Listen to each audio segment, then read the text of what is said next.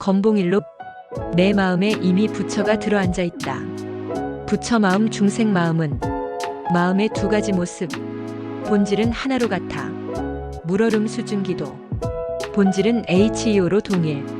한 스님이 세계의 모든 부처들은 하나의 길로 열반문에 이른다고 하지만 도대체 그 하나의 길이 어디에 있는지 모르겠습니다라고 묻자 건봉 화상은 주장자를 들어 공중에 하나의 선을 긋고 말했다.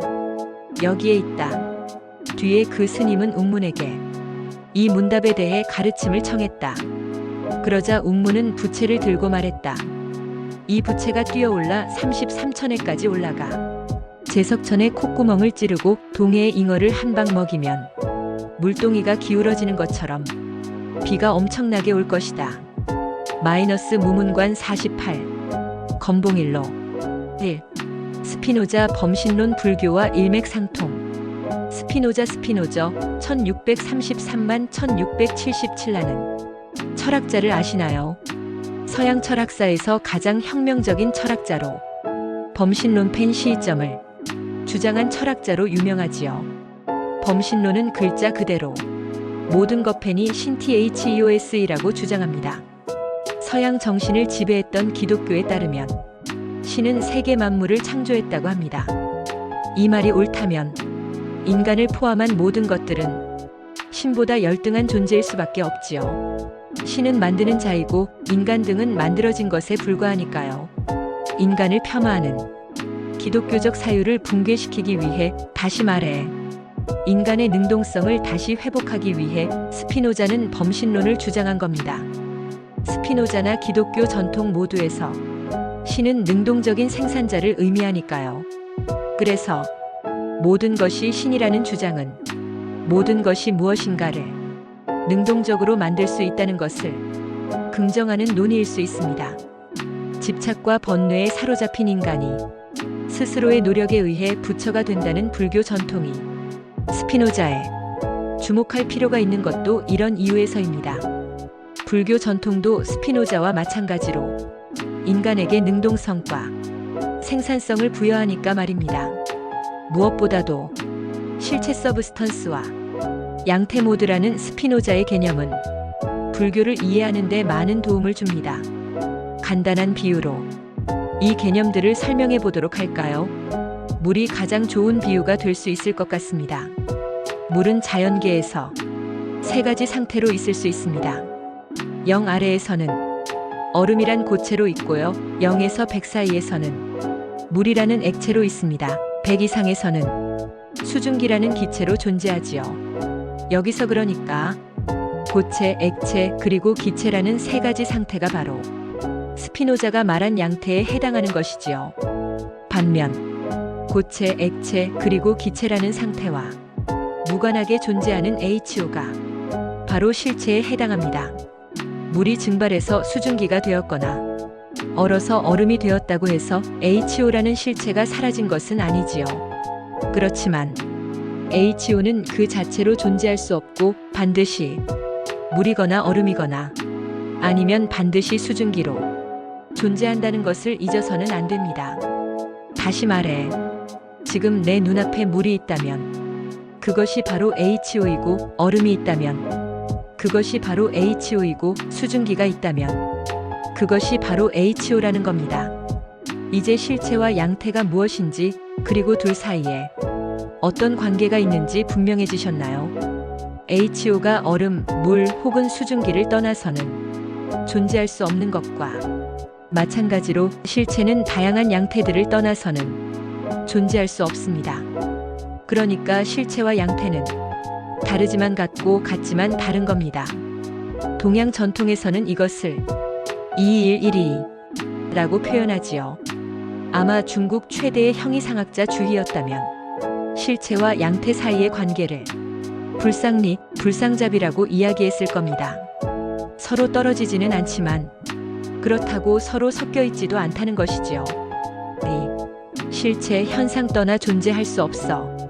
대승기신론, 마, Y, 나 마이너스, RADDHOTP, 다 마이너스 S, STRA 이란 책은 불교에 관심이 있는 사람이라면 누구나 아는 책입니다.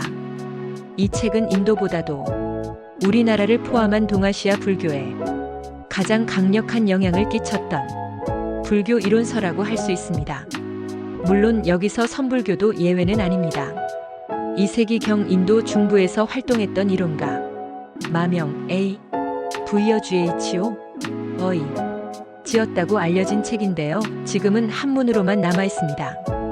원요 61만 7,686 스님 때문에 우리에게도 친숙한 책이지요. 원효가 쓴 대승기신론소와 대승기신론별기는 지금까지 나온 주석서들 중 1400여 년이 지났는데도 아직도 최고의 권위를 자랑하고 있습니다. 그렇다면 도대체 대승기신론의 어느 측면이 불린문자를 표방하던 선불교의 선사들마저 매료시켰던 것일까요? 하나의 마음에는 두 가지 양태가 가능하다는 발상이었습니다. 대승기신론은 시작부터 하나의 마음에는 두 가지 양태가 있다고 선언하면서 자신의 논의를 시작합니다. 한번 직접 읽어볼까요? 일심이란 법에 의하여 두 가지 문이 있으니 무엇이 둘인가? 첫째는 심진여문이고 둘째는 심생멸문이다. 이 두 가지 문이 모두 각각 일체의 법을 총괄하고 있기 때문이다. 이 뜻이 무엇인가? 이 두 문이 서로 여의지 않기 때문이다. 여기 등장하는 문이라는 말은 스피노자의 용어를 빌리자면 양태라고 번역될 수도 있습니다. 그렇다면 지금 대승기신론은 하나의 마음, 즉 일심이라는 실체에는 두 가지 양태가 있다는 겁니다. 진여와 생멸이 바로 그것이지요. 있는 그대로 자신과 세계를 보는 부처의 마음이 진여의 마음이라면 집착 때문에 자신과 세계를 왜곡하여 항상 일일비하는 일반인의 마음이 바로 생멸의 마음입니다. 부처의 마음이나 일반인의 마음은 하나의 마음이란 실체의 두 가지 양태에 지나지 않는 겁니다. 다시 HO를 비유로 들어볼까요? 당연히 물을 얻으려고 얼음을 없애서는 안 됩니다. 얼음이 없어지는 순간 HO도 사라질 테니까요. HO가 사라진다면 우리가 아무리 물을 얻으려고 해도 물을 얻을 수가 없을 겁니다. 마찬가지로 부처의 마음을 얻으려고 일반인의 마음을 제거해서는 안 됩니다. 일반인의 마음을 제거하는 순간 우리의 마음도 사라질 겁니다. 마음이 사라졌는데 어떻게 부처의 마음이 가능할 수 있겠습니까? 왜 선사들이 대승기신론을 좋아했는지 이해가 되시나요? 견성성불이나 직지인심에는 하나의 마음, 그로부터 파생되는 부처의 마음과 일반인의 마음에 대한 이해가 전제되어 있었던 겁니다. 아무리 불린문자를 이야기해도 제자를 가르치거나 중생들을 이끌려면 언어적 표현은 방편으로 불가피한 법입니다. 비록 이것이 선사들이 대승기신론에 열광했던 이유였던 겁니다. 3. 생멸의 마음은 황당무계한 상상. 대승기신론이라는 무기를 몸에 숨기고 있다면 무문관의 48번째 관문을 지키고 있는 건봉 스님이나 운문 86만 4,949 스님을 전혀 무서워할 필요가 없습니다. 건봉 스님은 생몰연대가 확실치는 않지만 운문 스님과 거의 동시대 사람이라고 합니다. 불행히도 건봉 스님과 운문 스님을 우리보다 먼저 만난 어느 무명 스님은 별다른 무기가 없었던 것 같습니다. 부처가 되려고 치열하게 노력했던 그 스님은 수능엄경 GAMASAMADHI-S TRA에 등장하는 한 구절에서 그 실마리를 찾으려고 했습니다. 세계의 모든 부처들은 하나의 길로 열반문에 이른다. 는 구절입니다. 무명 스님은 하나의 길을 알고 싶은 겁니다. 그 길을 찾을 수만 있다면 자신도 열반에 이를 수 있으니까요. 마치 가고 싶은 곳에 이를 수 있는 에스컬레이터를 찾는 것처럼 말입니다. 무명 스님의 절절한 질문에 건봉 스님은 허공의 주장자로 한 획을 긋고 이야기합니다. 여기에 있다. 여기서 사실 무명 스님은 깨달음에 이르러야 했습니다. 주장자로 허공에 새겨진 한 획은 무엇을 뜻하는 것일까요? 아니, 사실 어떤 것도 의미하지 않습니다. 중요한 것은 바로 그 순간 무명 스님의 마음은 공중의 한 획을 긋고 있는 주장자의 마음이 쏠리고 있다는 점입니다. 지금 건봉 스님은 무명 스님의 마음을 끌어내고 있는 겁니다. 그리고 우렁찬 고함보다 더 커다란 울림을 가진 침묵의 사자후를 던지고 있는 겁니다. 내가 찾는 하나의 길이란 바로 내 마음이다. 지금 공중의 한 획을 보고 있는 마음, 그 활발하게 살아있는 마음. 알겠느냐? 이 멍청아. 그렇습니다. 지금 건봉 스님은 무명 스님이 가지고 있는 마음 중 부처의 마음을 바로 보여주고 있었던 겁니다. 진여의 마음을요. 불행히도 여기서 무명 스님은 깨달음을 얻지 못했습니다. 심지어 혹 때려다 혹을 더 붙인 격입니다. 수능엄경의 구절도 난해하기만 한데 이제 더 난해한 가르침도 받았으니까요.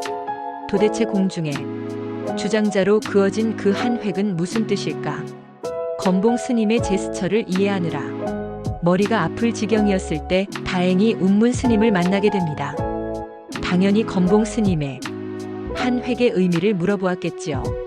그러자 운문 스님은 이번에는 주장자가 아니라 부채를 들고 이야기합니다. 이 부채가 뛰어올라 33천회까지 올라가 제석천의 콧구멍을 찌르고 동해의 잉어를 한 방 먹이면 물동이가 기울어지는 것처럼 비가 엄청나게 올 것이다.